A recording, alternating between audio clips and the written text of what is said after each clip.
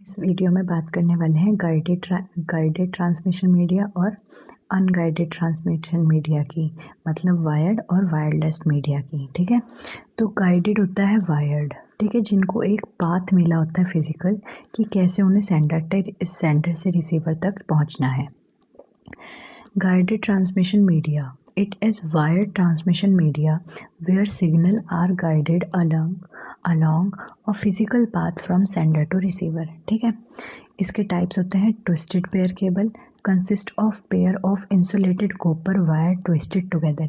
इसमें क्या होता है ट्विस्टेड पेयर केबल में कि दो पेयर होते हैं इंसुलेटेड कॉपर वायर के जो एक दूसरे के साथ ट्विस्टेड होते हैं। ठीक है, used in telephones, network and lands. ठीक है, low cost easy installation but it has limited bandwidth. ठीक है, कोएक्सियल केबल कौन कौन से होते हैं?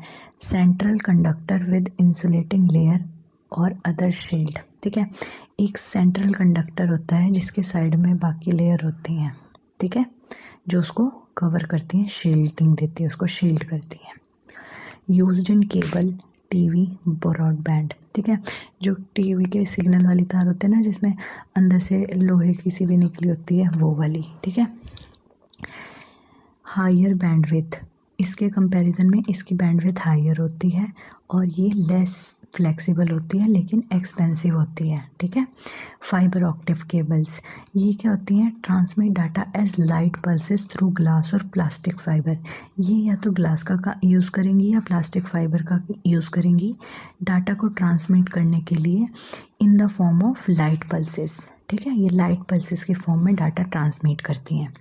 High internet long distance communication, ये जो होती हैं हाई इंटरनेट के लिए यूज़ होती हैं और लॉन्ग डिस्टेंस कम्युनिकेशन के लिए यूज़ होती हैं। Expensive and required skill installation, इसको ऐसे ही कोई नहीं लगा सकता है, इसके लिए स्किल्ड इंस्टॉलेशन चाहिए होती है। ठीक है, अब बात करते हैं वायरलेस या अनगाइडेड ट्रांसमिशन मीडिया की। इसमें कोई फिजिकल पाथ नहीं दिया होता। ठीक है, थ्रू एयर और स्पेस इसमें ट्रांसमिशन होती है डाटा की।